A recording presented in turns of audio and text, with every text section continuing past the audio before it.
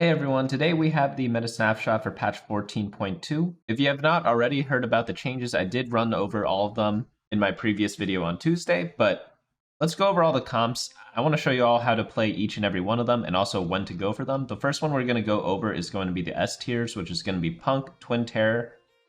I think these two are the best comps right now. Pentakill after that for 4 cost, Heartsteel Ezreal. Katarina Reroll got buffed a bunch, Country Reroll still very solid, and then Seraphine Reroll. A lot of 1, 2, and 3 cost rerolls in the meta right now. After that, we have in the A tier Annie, Twisted Fate Disco, Yone and Riven Reroll, Executioner Akali and Karthus, Olaf Reroll, Vex Reroll, Misfortune Reroll. This one got buffed a little bit, but there's still probably other rerolls that are better than this. Yasuo Reroll, very solid if you get it early.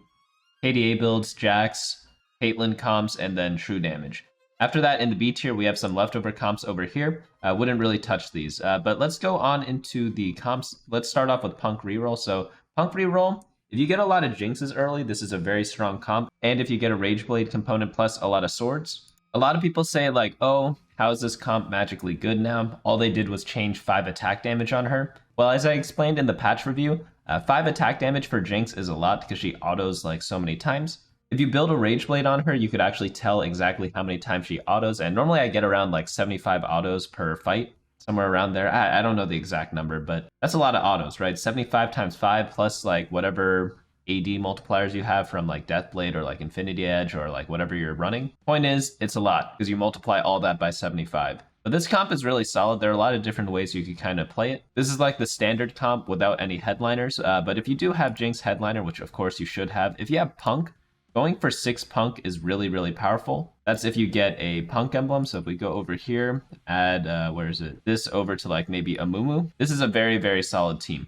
Another way to play it is with the Rapidfire version. To do that, you're going to want to drop the Aphelios, and that's pretty much all there is. So we have 1, 2, 3, 4, 5, 6 units, and then you just add whatever in afterwards. You could add in more Guardians.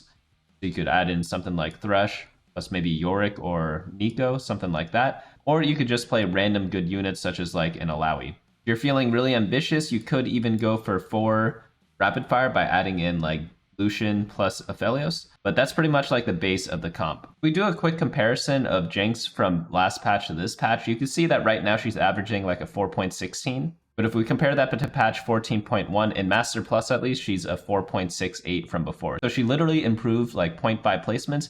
And since she's like so easy to 3-star, like look at the 3-star rate, 85%.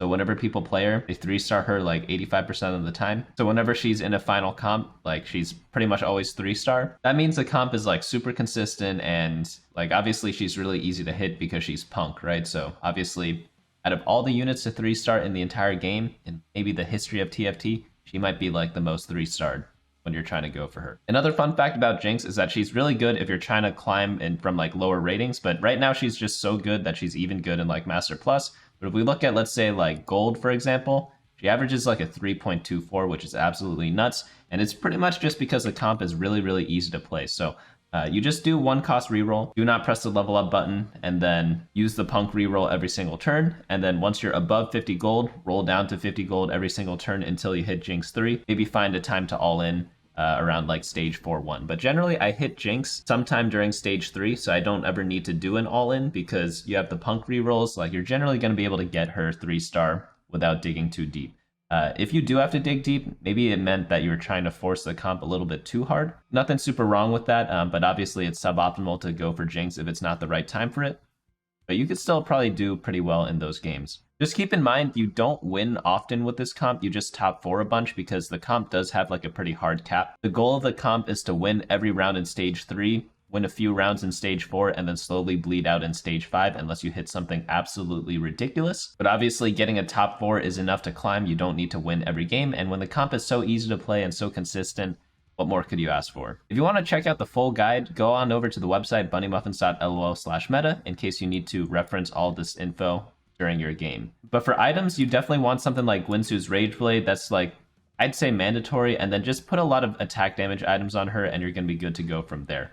Make sure you also have some sort of armor penetration. That could either be a Last Whisper on Jinx, or it could be a Even Shroud on your Pantheon. Either or works, it just depends on what items you have during that game. And then if you manage to get like Twitch 3-star, you could also itemize your Twitch, but Oftentimes I find that I don't have enough items to kind of itemize everyone. So I really just focus mainly on my Jinx and my Pantheon. But if it's like a portal that gives a ton of items, like itemize Vex if you get AP items, itemize Twitch if you get AD items, and then itemize Amumu if you get too many tank items. The next comp is like very similar. Most of the champions are the same, but it's the Twin Terror comp. Twin Terror is still super strong. Twin Terror Vex or Twitch, both of them work. I generally just play both at the same time. But the comp is really easy. You just buy 4 champions, Vex, Twitch, Amumu, and Pantheon. And then depending on your headliner, you're going to add in random synergies. So if you get like Executioner headliner, play 4 Executioner because you just need to add in like an Akali or a Karthus. If you're trying to play Emo, then just add in an Emo. If you're trying to play Punk, I think Twitch Punk is the worst version, but obviously you take what you can get sometimes. But then you add in a Punk unit and you're going to be good to go with 4 Punk. So just play this board plus 1 extra unit for whatever synergy you're running, and it's nothing too complicated from there. Always do like the 2 cost or 3 cost reroll leveling pattern for this. You can check that out again on the website. There are links on like each of these comps when relevant, so you could always look at that if you want to check out the leveling guide. But for items are pretty important. It's really just like blue buff Vex plus ability power items. Any ability power items doesn't really matter. Twitch really likes Infinity Edge and red buff. But any attack damage items will do on him. You don't have to get too specific on that. And then for tank items, just make sure you have some sort of penetration depending on what type of damage you're using the most. And then, of course, generic tank items on Amumu and Pantheon. Itemize whoever you're going to have 3-starred. A lot of times, these units that you see here are going to be contested. So sometimes I find that getting Amumu 3-star is really difficult. So if that's the case, I would throw all my items on Pantheon. Obviously, if I know I'm going to get both of them to 3-star, I put most of my items on Amumu, like you see in this image, but sometimes you need to recognize when you can't do that, and then you have to put Pantheon as your main item holder. Next comp up we have is Pentakill. So Pentakill got changed a little bit because Karthus is a little bit different. The TLDR for that is that Karthus is just even better than he was before now. So in my opinion, the only thing you need to change is that before, I feel like I could get away with full ability power builds on Karthus, but now you don't want that. Now you want a Spear of Shojin because every time he casts, he gets more ability power. So it's kind of like a no-brainer to give him some mana regeneration right now. I'd say this change is overall like worse, considering I felt like previous Karthus was a lot more flexible with his items, and I kind of like that play a lot more. If you compare that to now, like I pretty much would never play him without a Spear of Shojin. Luckily, Spear of Shojin can be used in a bunch of different comps. For example, you could play Twisted Fate, and you could use a lot of good early game item holders such as like Senna or Vex with the Spear of Shojin. The great part about this comp is that you have so many different item holders though. You have Viego, you have Karthus, you have Akali, and that's not even including like tanks like Mordekaiser, Alawi, or Yorick. Yorick can honestly use either damage or tank items. But the point is that this comp can use infinite items. I feel like that's true of a lot of fast 8 comps in this set. They generally love having a lot of items, whereas the reroll comps, they only care about having like 3 specific items for their main carry. You have like 3 different carries here, and then you have like a bunch of tanks to itemize. So if you ever get things like Thieves' Gloves or like item augments, that's generally going to be pretty good for this team. For headliners, you definitely want Pentakill headliner, and you can also play all sorts of combinations in Pentakill. So you can play a version like this where you focus on like crowd divers with the edgelords. You can also take out Zed and Yone, play the Olaf plus the Alawi that we saw before. That's of course only if you hit Alawi. Other things you could do is play with true damage Akali. You could also use KDA Akali. KDA Akali is good if you have like a really jacked up Karthus because Akali is able to jump to the backline, damage the backline, and then Karthus is able to finish them off. You could also drop down to like 5 pentakills. Sometimes you'd only need to play 3 pentakill. It really depends on your build, depends on what units you're hitting. A lot of times people like to just play what they call like settled boards or whatever, where you pretty much like settle for like a specific chosen. You don't go for an exact one and then use it to like fast 9 and then play like a bunch of strong units after that. But back to the comp though, I think it's only really Karthus that wants a specific item. Viego obviously wants some sort of like lifesteal or survivability, but the item of choice doesn't really matter. You could go BT Titans, you could go Edge of Night, you could go Hand of Justice. Pretty much anything works on him. Akali could use pretty much any damage item. So overall, like depending on which carry you 2-star in stage 4 or like early stage 5, there's always something to put items on, and they are also more or less pretty flexible. Next up we have is going to be the Ezreal Heartsteel board. So Ezreal loves Heartsteel early game. Obviously, you want to get like a big cash out. Some people also like cashing out during stage 4. So you could either lose streak in the early game, get a bunch of gold cash outs from Heartsteel, or win a bunch in the early game, and then get some big cash outs during stage 4. All these should lead to either like a ton of econ or like a ton of items, and that way you could put a lot of different items on all of your carries, because there's so many different combinations. Like if we were talking about Pentakill being like semi-flex, it's nothing compared to the Ezreal build. There's like so many different champions you could play with this. You could do like Ezreal plus Zed, you could do Ezreal plus Caitlyn, you could do Ezreal plus like Jazz that you see here. Pretty much Ezreal with any 4 costs will do really, really well. Oh, one other version of the Pentakill that I forgot to mention before is you could also play Pentakill with Superfans. It's another way to get like an extra item for your team. Unfortunately for Ezreal Heartsteel, you can't really fit Superfans into this board, so you get the extra items from the Heartsteel buff. But pretty much just fast 8 with this board, get there as safely as you can, and then take any 4 costs chosen of like any AD damage dealing unit, play Heartsteel still, and then stage 5 you could find like a final board or whatever. Items are pretty flexible too. Like Ezreal, he could use all sorts of different items. In previous patches, I thought blue buff was mandatory, and I think it was true, but nowadays, I think you could build any sort of damage items on Ezreal. Like, I'm pretty sure you could go like triple damage item on him, and you'll do just fine. Honestly, a lot of it is pretty much like matchup dependent. I'd say like the core of the build is going to be Ezreal plus big shot, so Misfortune in a lot of cases, or you could just have like chosen Ezreal, and then just the main tank lines is going to be Set plus Bruiser plus Mosher. So there are the 4 cost variant and the 5 cost variants. In this picture here, you see the 5 cost variants with Yorick and Alawi, but the 4 cost variants is just going to be Zac plus Poppy. All of these units are super solid. You could pretty much take any of them headliner, and you could pretty much play any frontline imaginable, but pretty much Set is like the main unit to build around, just because he's a Heartsteel unit. Oh, one other thing that's pretty important is that when you do the fast 8 roll down, you want at least 30 gold to roll with. So if you want to level up on 4-1, make sure you have at least 30 gold. But I prefer having like 40. I'd say 30 is the absolute minimum. But sometimes on 4-2, sometimes all you have is 30 gold. So you got to make do with what you got. If you are wondering how to do your econ properly, check out the leveling guide that I did from the beginning of the set. Or you could watch some of my games on twitch.tv/bunnymuffinslol, where ideally I'll be playing some games that are executed like properly or whatever. I'll try my best, you know, that's all you can do. But next up we have is Katarina Reroll. Katarina got buffed a ton, and she's actually pretty solid now. We could take a look at the data. She's averaging a 4.13 right now. Last patch, what was it? Well, she was actually doing better last patch, but that's because no one played her. Like, you notice the 3-star rate, 5.68% versus 22.8%. As more people play something, like the worse it's gonna get, because before you would only go Katarina 3-star if you had the absolute bonkers start for it, but now people are kind of like hard forcing it a little more because people say it's good, including me now. So or we'll probably make the stats a little bit worse. But like, point is, like, she's pretty solid. Best way to do this is to compare her to other 2-cost units. So if we look at the best 2-cost units right now by average placement, obviously, yeah, Twitch is going to be really good. Kale's actually pretty solid. She's actually in like the bottom section of this, but she's still pretty good. She's pretty situational. I think people might be playing her a little bit wrong, because like country chosen for Katarina is absolutely useless. You know, when you play Yone, you're like, oh, I could use either Edgelord or I could use Crowd Diver Yone, but you do definitely prefer the Crowd Diver. For Katarina, like, you can pretty much only take Crowd Diver. I would not take country chosen, because it literally just doesn't do anything. Pretty much after that, I like adding in like random EDM units, so like Zac, you could even add in something like Lux, and then just have them be CC bots, and then secondary carry either your Zed or like Kiana if you manage to get Kiana. But it's just a simple 2-cost reroll build, pretty solid build overall. Definitely pretty item dependent. This is one of those comps where you really only care about your Katarina, so if you ever get like Radiant Relics or something like that, or like Portable Forge, those are going to be some pretty good options on Katarina. Like Zonia's Katarina is so good. It's actually disgusting.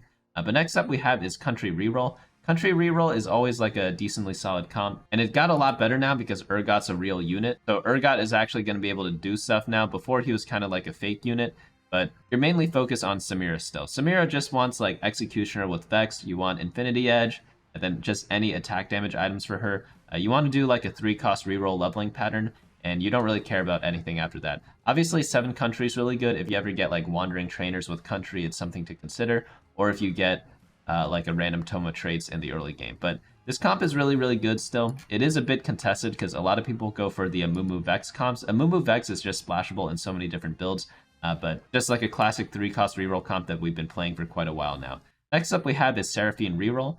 Seraphine Reroll, maybe we've been underrating this in the past couple of patches, but I feel like before it was like seldomly played, but when it was working, it was obviously really good because people would only go for it in like giga good spots.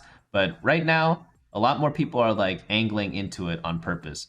I think the only required item is like a mana regen item plus an Archangel's. Morello, I think, would be like the next best option if I could like handpick my third item. And you definitely do want to handpick your items in reroll builds because you spend so much money into getting them upgraded that if you don't have like perfect stuff for them, it's like, why even bother? The board really caps out though with Ahri. Without Ahri, it's really hard to win a lot of games. Seraphine cannot do it all on her own because she's kind of like a mix between a damage dealer and a support unit because she heals people a bunch. So you really need that secondary carry to do a lot of the weightlifting too.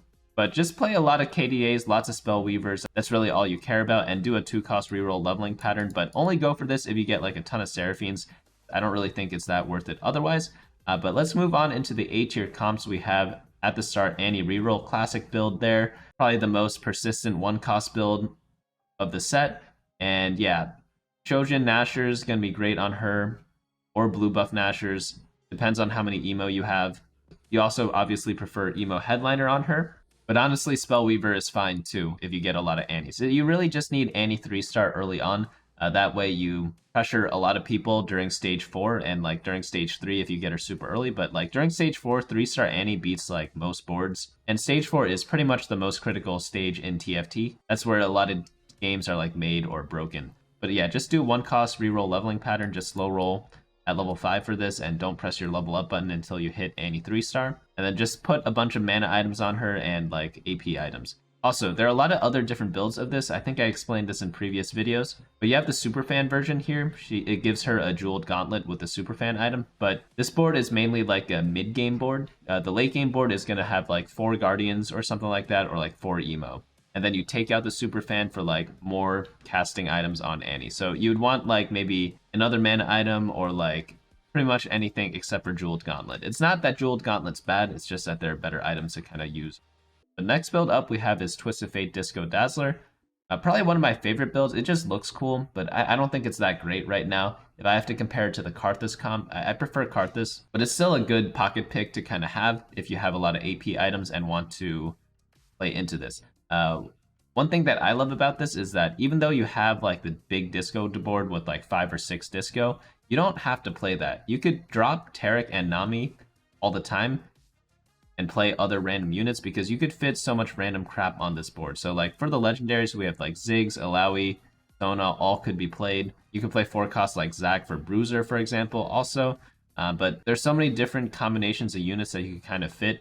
Lulu is another great example that you don't need to play Taric and Nami, or like you don't have to have them on your bench if you want to pivot into this board. Like obviously I prefer playing the 5 or 6 disco board because it's like super cheap, super affordable, and sometimes you just don't have a big econ in your game. But if you don't have those units, it's still playable. Obviously you might want like perfect items or like a ton of gold to hit like a bunch of random valuable 4-cost upgrades. Such as the units I mentioned, plus the Blitzcrank, plus the Twisted Fate. But generally, for most 4-cost comps right now, you want to play them when ahead.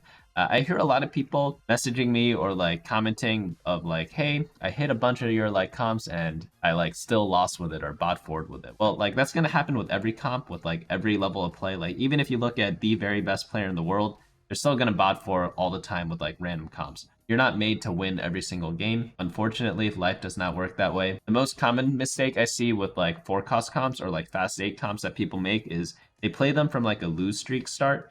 And while it is possible to do, and sometimes you're forced to do it, a lot of times these comps need a lot of health because when you do your roll down on stage 4-1 or 4-2, you often don't hit all your critical units.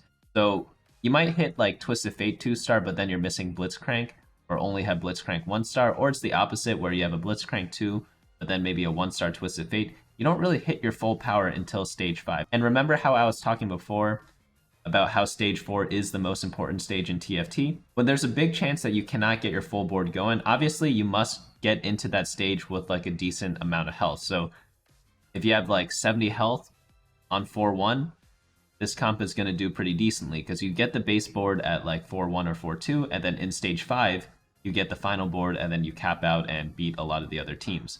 But obviously, if you have 40 health instead of 75, you're going to be at like 15 health at the end of stage 4 if you don't hit everything.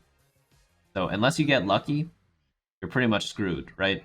So you only want to play a lot of these 4-cost comps when you are ahead. Contrast that with reroll builds such as Yone Reroll.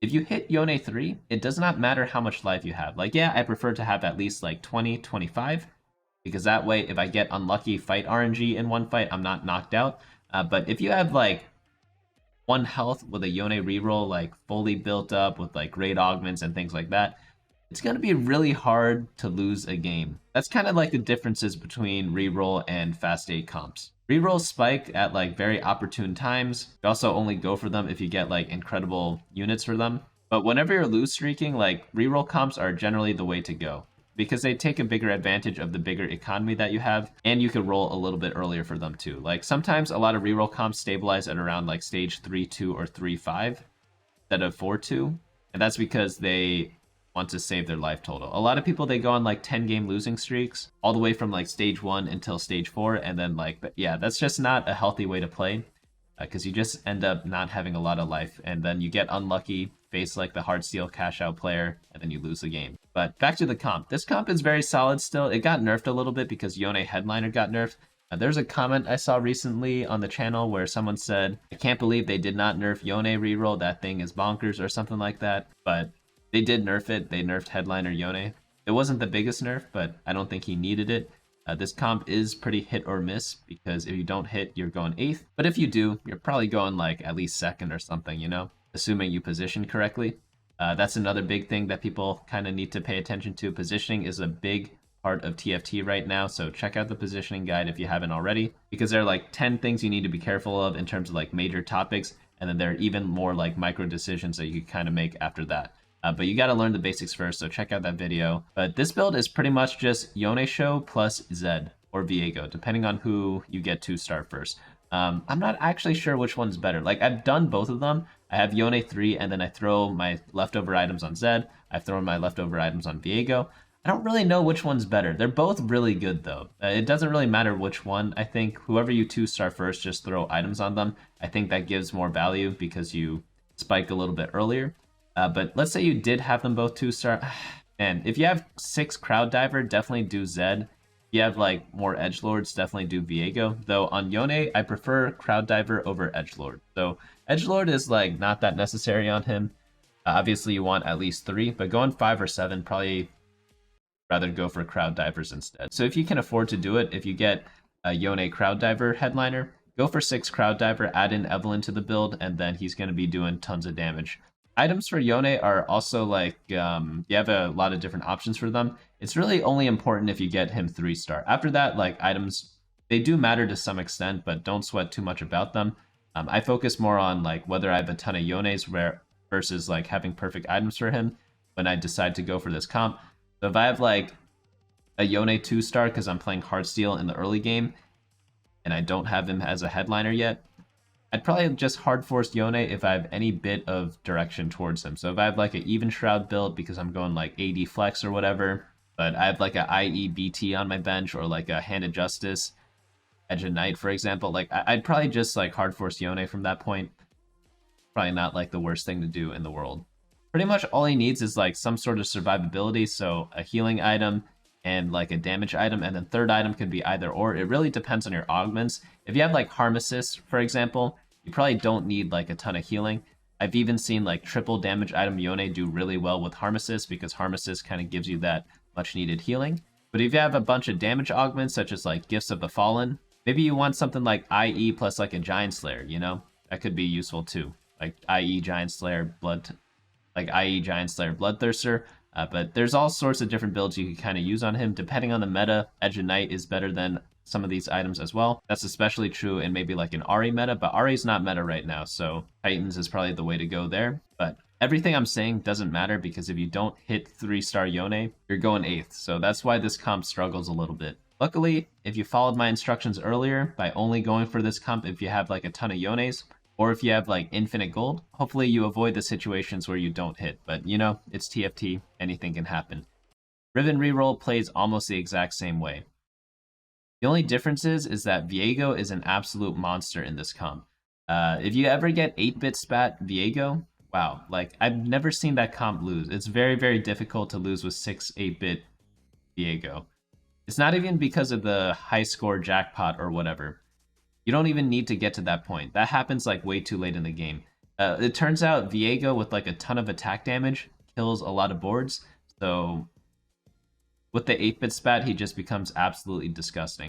So Deathblade gives 55% attack damage and 8% bonus damage. 6 8-bit gives 14 times, I think, like 10 attack damage or percent attack damage. So you're getting like 2 Deathblades worth.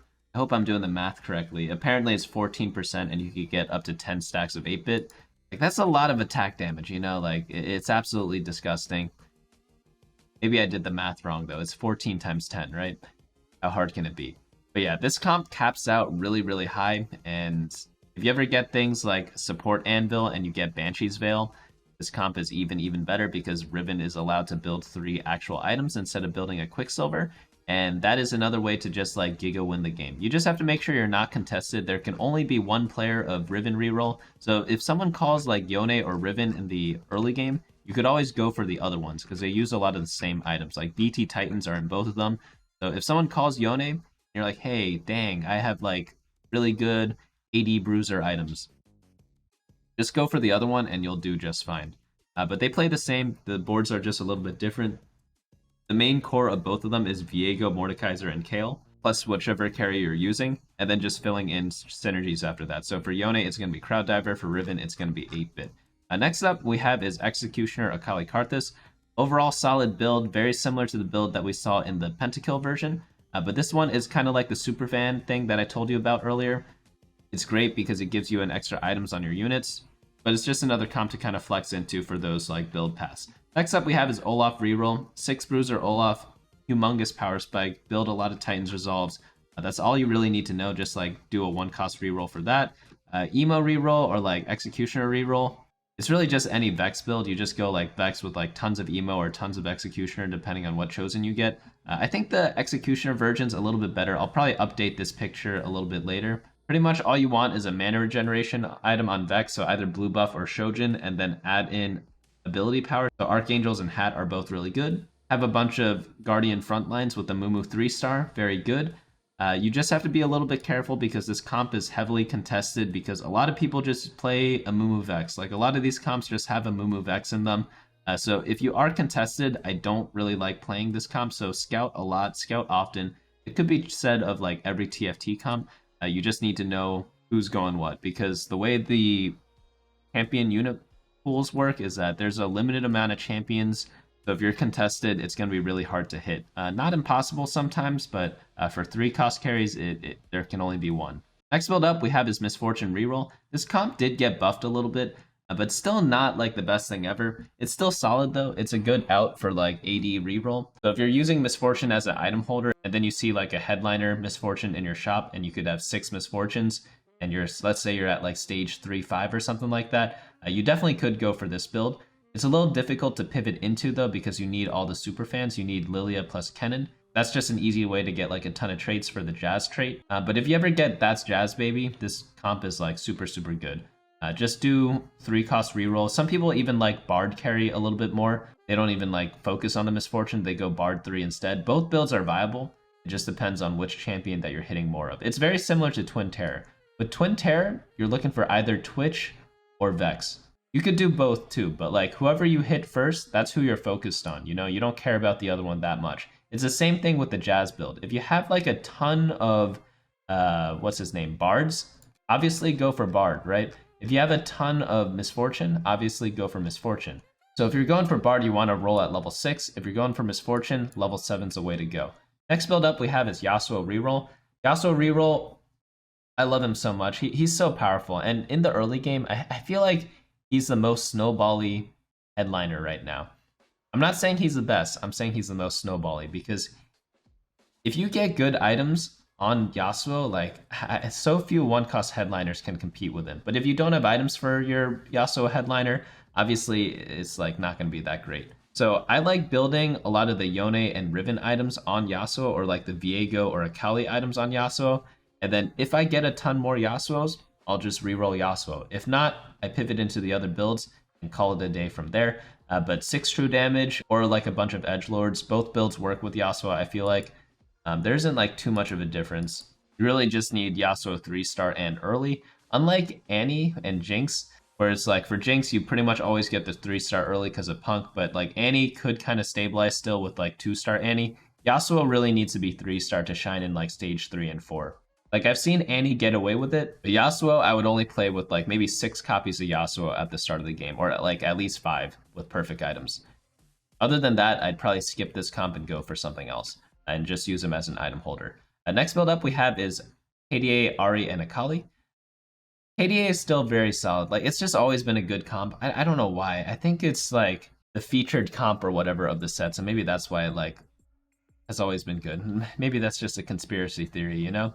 But it's just like a good 4-cost comp to kind of flex into. A lot of times when you fast 8, you don't want to like tunnel into a specific comp. A lot of the items that you build for other comps can fit in this one, so always keep that in mind. You could always play this comp temporarily during stage 4 and then pivot into something else in stage 5, or go like level 9 and do something else. I feel like a lot of people look at comps and they're like, hey, that's not a good endgame comp, but like they don't realize that a lot of these boards can be used because like you just hit the headliner early on. You don't have to spend any gold to like play these comps, and then you could do whatever you want with that extra gold later on. It's like if I go to the supermarket and I'm looking for Coca-Cola and they only have like Pepsi or something like that. Like Pepsi's still good, right? It's the same thing. Even like the store brand cola, that one is fine too. You know, it's like that's kind of what this comp is. It's like the store brand cola. Not exactly what you want, but it's like a little bit cheaper and pretty much gets the job done, you know? Next up we have is Jax Reroll. This comp did get buffed a little bit, but still a lot left to be desired. Like, Jax is not lacking attack speed. Like, he doesn't care about attack speed. All he cares about is his big boom with the EDM, like, bounce or whatever. And without that, it's not that great, you know? I mean, he still gets the EDM bonus, but they, like, heavily nerfed it in the previous patch. But if you get a ton of Jaxes early, I've still seen this comp pop off. It's just a lot rarer than before. Next build up we have is Rapidfire Caitlyn. This is just like another AD flex comp. Ezreal's a bit better right now. I feel like whenever you go Caitlyn, it's like a backup option. It's not your first choice. But if you have a bunch of AD items and you get the Caitlyn early on, like just go Caitlyn, you know? He's still going to do a solid job. And that's why, again, you want like a lot of health during stage 4 whenever you go for fast 8 comps, because you often have to just like take whatever 4-cost headliner that you see, because it's really expensive to roll for the exact ones that you want. Because if you're only rolling 30 gold and the 4-cost headliners cost 12, and there's only like a 30% chance for 4-cost headliners to even show up, the other 70% is 3-cost headliners, you really just need to take whatever you can get. And next up we have is True Damage. True Damage is going to be like a good spatula comp. A lot of people don't like this anymore, but it's still pretty good in my opinion. Caitlyn's not really that contested now, so you pretty much get her for free. Akali obviously is contested, but you really only need her 1-star if you have a true damage spatula, but it is a pretty spatula-reliant comp, so that's one thing to keep in mind. But this is just another fast 8 AD board, build Even Shroud, build like Bruiser items for Akali and Kiana, and then build ranged attack damage items on your Caitlyn. You're going to be good to go from there. Now we're on to the B tier. B tier is like, I probably wouldn't play these right now.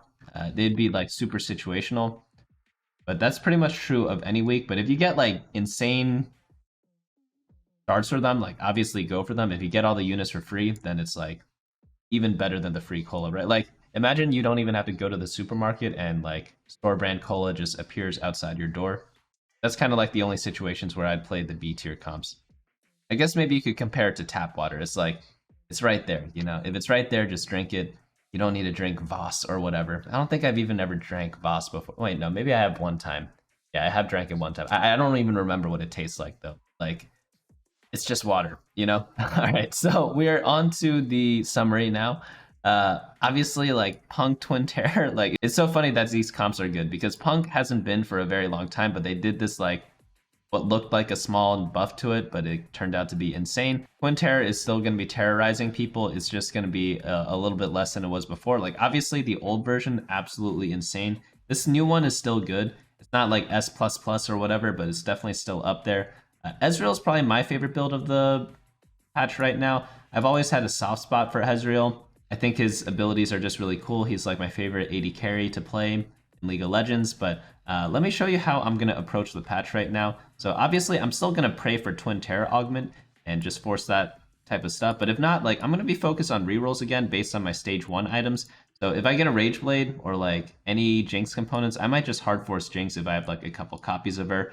Yone and Riven still like my very solid go-tos. These are probably like my 2 favorite reroll comps of the patch right now. And then if I have Heartsteel, I'm going to go for the Ezreal Caitlyn AD flex. That's going to be my favorite. And then worst case scenario, if I go AP, Twisted Fate or Karthus. That's really all there is to it. So like based on your stage 1 items, you could like choose any of these paths. It's probably going to do pretty well.